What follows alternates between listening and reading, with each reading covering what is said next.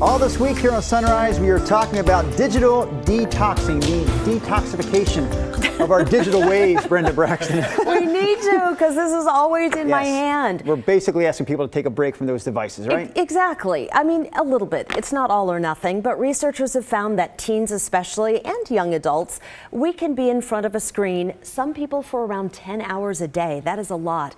And increased screen time, especially on social media. It's been linked to higher rates of anxiety and depression in young adults. We're going to put Christine Pitawanich on your screen right now because she's live in studio to talk about this. Christine, it does seem that more people are starting to open up to this idea of taking a break from their gadgets. Good morning. Yeah, and that's probably fueled in part by some of the worrisome research out there. You mentioned some of those stats, but the fact is so many of us just can't disconnect from our screens, whether that's a phone screen, a tablet, laptop. Sometimes we've even got 2 or 3 screens going at the same time.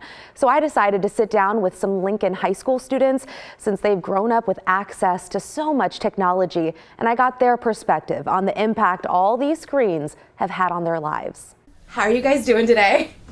Tired. Tired. Yeah. But we have hard classes, so. I mean, how would you describe your relationship with your phone?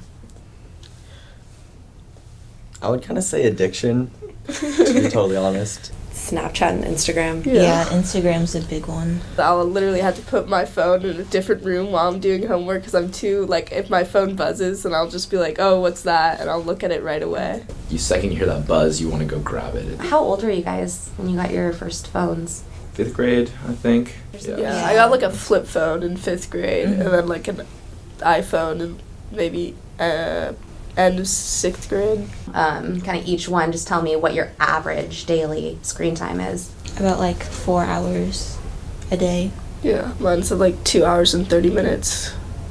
Mine's 3 hours for weekdays, and it jumps up a little bit during the weekends. I'll say that. Yeah, mine's 3 hours. I think it's negative because you're not as present. I think it also prevents us from meeting new people. What are your thoughts on social media and how that impacts anxiety, kind of your mental health? I mean, I think it definitely affects your mental health negatively. They're trying to make their life seem perfect.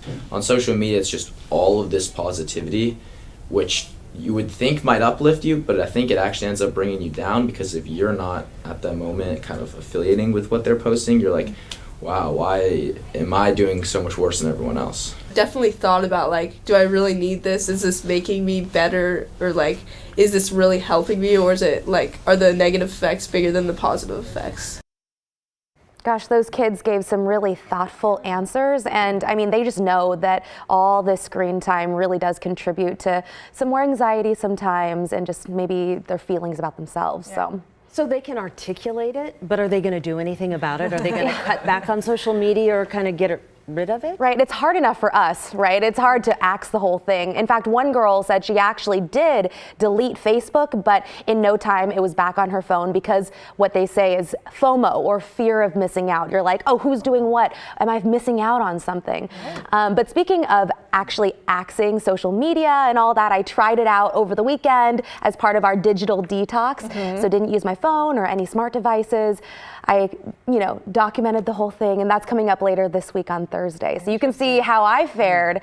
And I will say it wasn't as hard as I thought, but it was by no means easy. No. I can't wait to see it. I didn't think teenagers were on Facebook anymore. See, I think that would be an easy one for them to give up. Well, and that's what they were saying. Facebook, I think, is good for organization, but they were talking that they were saying Instagram and Snapchat are the 2 big ones. Right.